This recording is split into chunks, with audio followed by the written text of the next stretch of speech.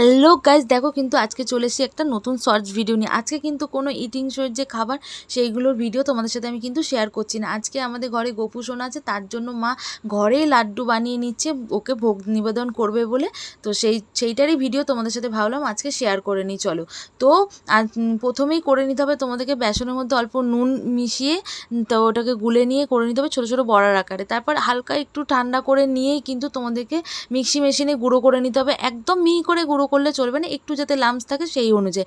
তারপরে চিনির শিরা করে ওর মধ্যে দিয়ে দিতে হবে এলাচ গুঁড়ো দেওয়ার পরে দিয়ে দিতে হবে ফুড কালার দেওয়ার পরে দিয়ে দিতে হবে ওর মধ্যে আমরা যে বানিয়ে রেখেছি ব্রেড ক্রামস বেসনে, সেটা দিয়ে দিতে হবে। দিয়েই তাড়াতাড়ি করে নাড়তে হবে যাতে কোনো লাম্পস ওর মধ্যে না হয়ে যায়। তারপরে দিয়ে দিতে হবে কিন্তু ওর মধ্যে শুদ্ধ গাওয়া ঘি, যাতে ফ্লেভারটা খুব ভালো আসে। আর ঠিক আছে, তাড়াতাড়ি করে কিন্তু তোমাদেরকে নামাতে হবে, বেশিক্ষণ কিন্তু রেস্টে রাখা যাবে না, কিন্তু নয়তো সুন্দর যে লাড্ডুর একটা পাক থাকে সেটা কিন্তু সুন্দরভাবে আসবে না।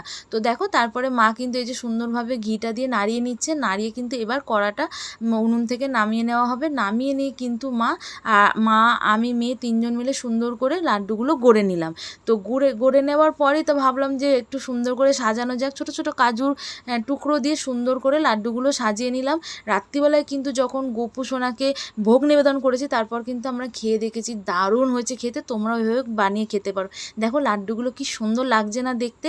আর দেখো রাত্রিবেলা ওদেরকে দুজনকেও আমরা কিন্তু ভোগ নিবেদন করেছি। প্লিজ তোমরা সবাই সাবস্ক্রাইব করে দিও আর কমেন্ট করে জানিও। সবাইকে ধন্যবাদ। হরে কৃষ্ণ।